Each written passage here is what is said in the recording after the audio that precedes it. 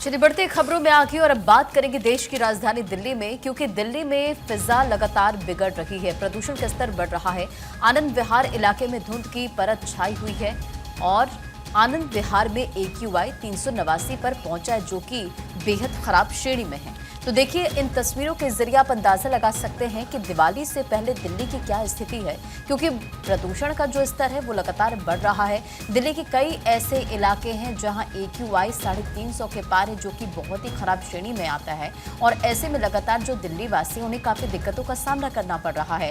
कई लोगों को आंखों में जलन, गले में खराश हो या फिर कई समस्याओं से जूझना पड़ रहा है, सांस लेने में तकलीफ। और देखिए, कल बीते दिन आपने तस्वीर देखी थी कि किस तरह से यमुना में डुबकी लगाने के बाद बीमार पड़े सचदेवा। इसी हेडलाइन के साथ अखबारों में इसका जिक्र किया गया है, क्योंकि प्रदूषित यमुना में डुबकी लगाना प्रदेश भाजपा अध्यक्ष वीरेंद्र सचदेवा को महंगा पड़ गया है। बीते दिन उन्होंने डुबकी लगाते हुए आतिशी और केजरीवाल को भी चुनौती दी थी और सवाल जो है वो उठाए थे। फिलहाल दिल्ली की जो स्थिति है, आप देख लें कि किस तरह से दिल्ली में छठ पूजा से पहले प्रदूषित यमुना नदी में जल संकट उत्पन्न हो गया है। छठ पूजा से पहले यमुना नदी में कई जगहों पर झांक आपने देखी और जो यमुना नदी है वो सूख सी गई है, वहां पर पानी की मात्रा कम हो गई है। ऐसे में अब यमुना में पानी नहीं छोड़ा जाता, तो प्रदूषित और बदबूदार यमुना नदी में छठ पूजा करने वाले व्रतियों को काफी दिक्कतों का सामना करना पड़ सकता है। लेकिन इन दो तस्वीरों के जरिए आप देखिए कि ये किस तरह से धुंध छाई हुई नजर आ रही है और ये स्मॉग है और जो प्रदूषण का स्तर है वो लगातार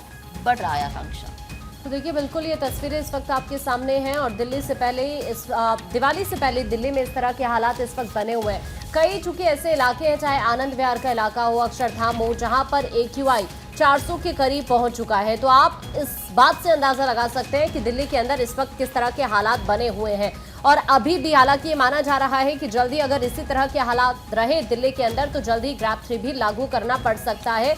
चूंकि दिल्ली में जो इस वक्त सिचुएशन बनी हुई है, चाहे आम आदमी पार्टी की आप बात कर लें, बीजेपी की बात कर लें, तो लगातार एक दूसरे पर ठीकरा फोड़ा जा रहा है दिल्ली के हालात को लेकर। उधर दिल्ली प्रदूषण पर CGI का स्टेटमेंट भी सामने आया है। मैं मॉर्निंग वॉक पर नहीं जाता हूं, उन्होंने इस बात का जिक्र किया है दिल्ली के हालात को लेकर। दिल्ली में हद से ज्यादा बढ़ गया है प्रदूषण। डॉक्टर ने घर के अंदर रहने की सलाह दे दी है।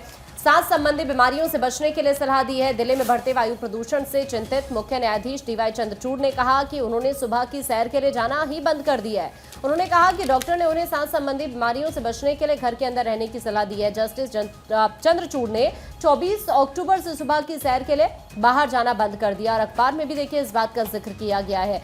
राजधानी में जिस तरह से प्रदूषण लगातार बढ़ रहा है, उसको देखते हुए सुप्रीम कोर्ट के मुख्य न्यायाधीश DY चंद्रचूड़ ने चिंता जाहिर करते हुए ये कहा कि प्रदूषण के कारण उन्होंने सुबह टहलने के लिए बाहर जाना बंद कर दिया। सुप्रीम कोर्ट में पत्रकारों से अनौपचारिक बातचीत में जस्टिस चंद्रचूड़ ने कहा कि उनके डॉक्टर ने उन्हें सुबह बाहर निकलने से बचने की सलाह दी थी, क्योंकि सांस संबंधी बीमारियों से बचने के लिए घर के अंदर रहना बेहतर है।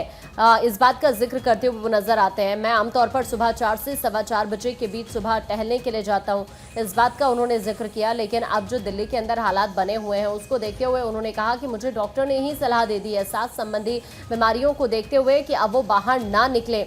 सुबह 4 बजे वो बाहर टहलने के लिए जाते थे, लेकिन अब उन्होंने इससे बचने की बात कही है, जिसको लेकर उन्होंने जिक्र किया कि डॉक्टर्स ने अब उन्हें ये सलाह दी है कि वो बाहर ना जाएं। बिल्कुल, एक तरफ सांस की समस्याएं, दूसरी तरफ आर्सेनिक बढ़ने से कैंसर तक का खतरा हो सकता है। तो आप अंदाजा लगाइए कि प्रदूषण कितना ज्यादा खतरनाक हो सकता है।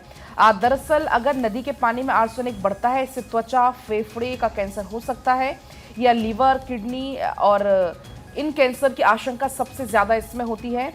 Blood cancer, bladder cancer, rectal cancer, GI cancer, breast cancer, gall bladder cancer. इसके अलावा कुछ एक लक्षण है प्रदूषण के कारण जो कि आमतौर पर लोगों में अगर दिखते हैं तो इसके लिए सजग होना बहुत ज़्यादा ज़रूरी है। उसमें से अगर अल्सर है तो अगर तेज़ी से उसमें बदलाव हो रहा है, आपको सजग होने की ज़रूरत है। इसके अलावा पेट के निचले हिस्से में अगर आपका दर्द हो रहा है तो आपको सजग होने की ज़रूरत है। बहुत ज़्यादा थकान महसूस हो रही है तो आपको सजग होने की ज़रूरत है। तो ये अगर लक्षण दिख रहे हैं तो सतर्क होने की ज़रूरत है। इनको आप हल्के में ना लें। ये सारे लक्षण पॉल्यूशन के कारण, प्रदूषण के कारण दिख सकते हैं। हालांकि पानी के 56 नमूने लिए गए, ये जानकारी मिली। एम्स के ऑन्कोलॉजी डिपार्टमेंट ने ये जानकारी बताई है कि कई शोध बताते हैं कि यमुना का दूषित पानी लंबे समय में कैंसर का कारक बन सकता है। एक शोध के अनुसार ऊपरी यमुना नदी के पानी में भारी धातु प्रदूषण है, जो कि एक जोखिम है दिल्ली वासियों के लिए, राजधानी वासियों के लिए।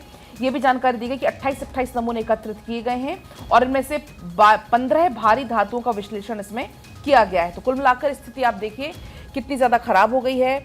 और ये दिल्ली प्रदूषण पर सीजीआई ने भी कहा है कि उन्होंने मॉर्निंग वॉक पर जाना तक अब छोड़ दिया है।